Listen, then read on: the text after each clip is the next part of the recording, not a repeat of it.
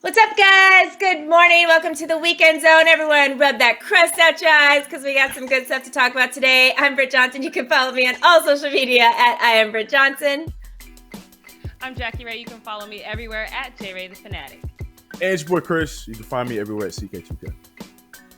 All right, guys, we are going to jump right into these honorable mentions. It is everything that was not super newsworthy during the week, but definitely still worth a mention. And this one for sure is definitely still worth a mention, even though it is actually not going to be mentioned in The Last Dance.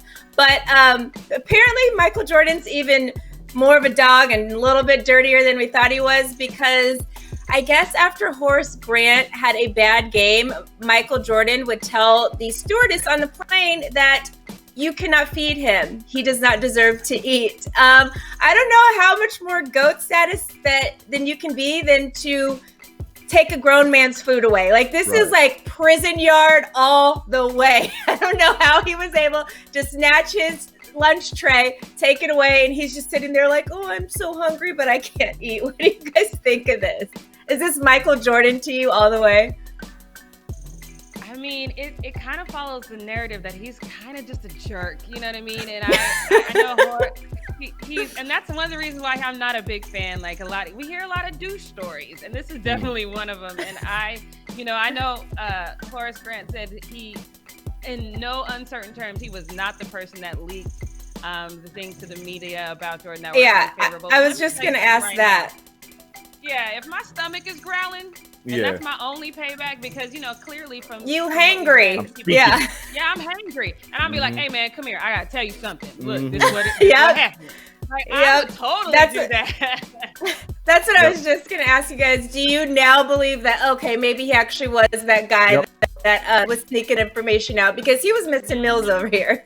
So speaking of something else that I'm super surprised to find out about now, I actually mentioned this as something that could possibly happen about a month ago, and both of you guys were like, Britt, are you kidding me? No, this could never happen. And I didn't really believe it could happen too, but now we're at a point where it possibly is about to happen, and he's possibly going to be on board for it. Apparently Cam Newton is starting to think about his NFL career a little bit and saying, hey, if I want to be able to play this year, maybe I'm going to have to take that backseat role and be a backup quarterback.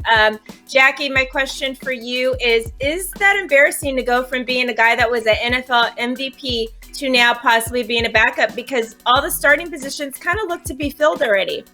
I don't know if it's embarrassing for Cam as much as it's embarrassing for the league, because this happened time and time again, where they kind of overlook talent, and the talent that they overlook pretty much unanimously is always from a black person. So I don't know if it's as embarrassing for Cam as it is for the league.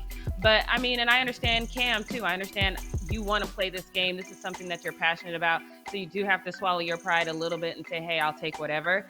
But I'm sure that's a shot to his ego. And I think it's a complete embarrassment to the league personally.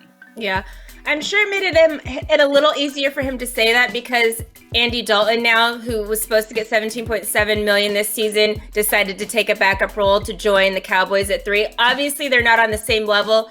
Cam Newton has had a way better career, I think, than Andy Dalton has. But I think because another starter stepped back to take that position, I think it made it easier for Cam to say that's an option.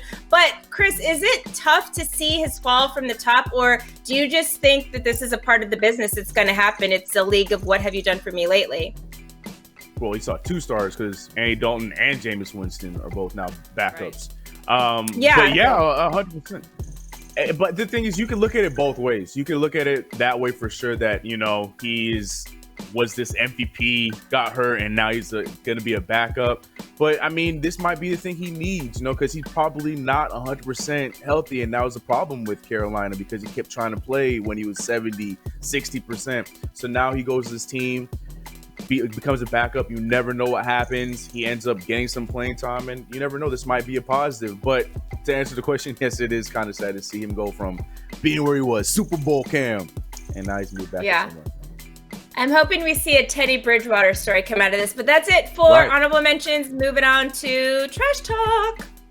Yes, we do have some trash talk. Got a bit of trash talk. This first one, though, comes from a favorite of the Fumble. The Fumble the Fumble fam. Calling him that. The Fumble fam. Right, there it is. It's Kendrick Perkins. Now, he said what I thought after this past weekend's episodes of The Last Dance when they gave Chuck some shine. Chuck did a lot of good things on the court, just wasn't enough because Michael Jordan and the Bulls. So after we saw everything that he did, the games that he had, even in the losses and stuff like that, Kendrick Perkins tweeted this out saying, Draymond bet not fix his lips to say anything about Chuck again. And honestly, I thought that way. I was like, look, Chuck put the team on his back. They tried everything they could, didn't work. So they're not in the same conversation to me. I said that initially when this started, but I definitely doubled down on that after last weekend. There was no comeback from Draymond. I wish there was. I wish Draymond had something to say about what happened last weekend, but he didn't because Kendrick said what he said. Moving on to this next one. Exactly. Now, moving on to this, going into right exactly what you just said about Cam Newton. Donovan McNabb has some beef. He tweeted this out saying, so Andy Dalton signs a 1-year deal for up to $7 million if he reaches possible incentives. Jameis Winston signs a 1-year deal for $1 million. Dak can't seem to get his contract he deserves, and Cam Newton is still on the street. Anyone have any questions? Am I the only one? Yeah, no, you're not. I was thinking the same. We got questions. Just why? Britt broke it down very well this week on the live as the breakdown of the Andy Dalton signing for the Cowboys, and I don't disagree. I think Andy Dalton is in the situation he should be in. He is not the starter they should be. My only beef was that he was sought after so fast. That was the only problem I had with the Andy Dalton thing. Other than that, to go from how much money he was supposed to get to just breaking it down to a $7 million deal to be a backup when the situation is the situation with the Cowboys, I get that.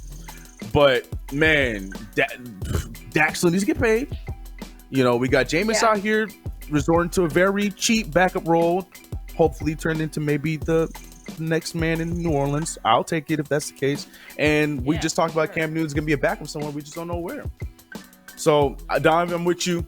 I got questions too. I don't think we're going to get answers, though. That's the problem with that. And last but not least, I love this because I am, as much as I love Mike Tomlin, I'm always here for some good Ben Roethlisberger hate.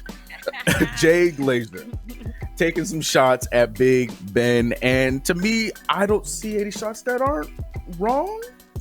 They sound right to me, but Jay Glazer says that Ben Roethlisberger has no fitness in Ben Roethlisberger. He said this: first of all, let's not put the words fitness and Ben Roethlisberger together. They are allergic to each other.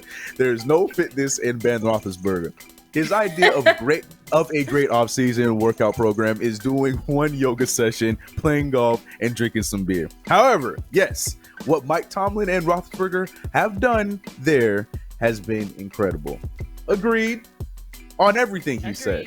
I don't see any shade there. I think it was a lot of truth by Jay Glazer. I think Ben believes that too. He knows that's true. So yeah, Ben's somewhere with a beer in his hand, nodding like, "That's right, that's right." Like, yeah, yep. He's like, so where's the shit talk? This sounds about right to me. Yeah, but Jay Glazer is speaking the truth. We'll see what happens next year with Ben Roethlisberger because right now he's still the starting quarterback, and they didn't draft anybody. They didn't sign any of these backups. So we'll see what happens with the Steelers. But that's it for me over here on this trash talk. Now I'm kind of scared to go to this next segment, but Jackie, what clapbacks we got? All right, Chris got away scot-free. I sent our producer a few that were directed at Chris, and she's like, "Nah, not this week. And you sent it to me, so I still saw it. I did, because I was like, since I can't clap at you on the show, I'm gonna clap at you in the comment. You direct your messages, but so you guys have definitely stepped up your clap game, except for this first person, because this comes from our Monday live, and we didn't even talk about Savannah and the cheating scandal. We did a stand-up about it, but we didn't talk about it in the live. This still came from the live, and the person, this is from Sharon Cummings, and she says, "You guys need a real job. I think Savannah James should sue you guys for rumors about her husband cheating." Well, you can't, number one. Number two, we didn't even talk about that. I'm saying, but I'm like, he brought the angle over from the video.